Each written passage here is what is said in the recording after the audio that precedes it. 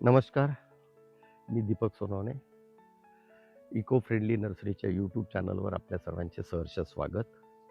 आज इसेन्शियल ऑइलमध्ये आपण पुढच्या भागात घेतो आहे कापूर. अ, सध्या जो प्रचलित कापूर आपण मंदिरामध्ये वगैरे ज्या कापराच्या वड्या जाळतोय ते सिंथेटिक आहे, जे पेट्रोकेमिकल आहे, तो वॅक्स आहे. त्यांनी वातावरण शुद्ध ते करण्याऐवजी वातावरण अशुद्ध करण्यावरच, म्हणजे आपण वातावरण शुद्ध न करता अशुद्ध करतोय आपण.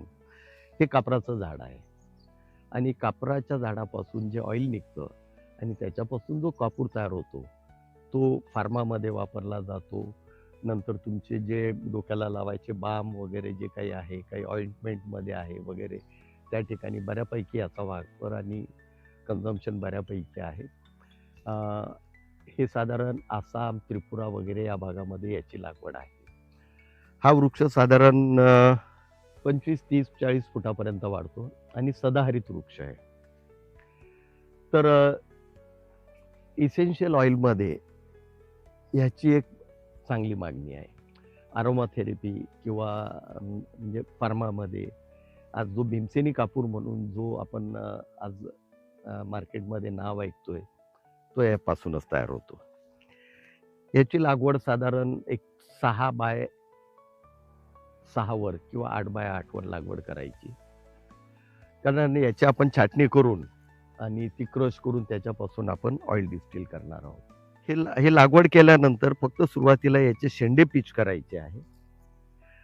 विशेष म्हणजे याची पानं, फांद्या, लाकूड सर्वापासून ऑइल मिळत राहतं. त्यामुळे याची लागवड जर कधी आपण 6 फूट बाय 6 फूटवर किंवा 8 बाय 8 वर जर कधी केली आणि एक साधारण एक 6 पट्टे किंवा 8 पट्टे याची सलग लागवड करायची. मधला एक पट्टा 10 फुटाचा ठेवायचा. तो यासाठी की हे जे आपण छाटणी केलेली आहे, हे मटेरियल वाहून न्यायला आपल्याला ते एक ट्रॅक्टर फिरवता येईल असं. तर याच्यापासून साधारण 1% 1.5% तुमच्या त्या ह्याच्याप्रमाणे याच्यामध्ये लाकडामध्ये सुद्धा असल्यामुळे हे घेतल्यानंतर हे श्रेडरमध्ये याचं हे करायचंय आणि मोठं जर कधी लाकूड असलं तर त्याच्या चिप्स करून घ्यायच्या आणि चिप्स करून जर कधी आपण याचं ऑइल काढलं, आपल्याकडे आता ऑलरेडी आपण जे काही इसेन्शियल ऑइलचे जे काही हे घेतलेले आहेत,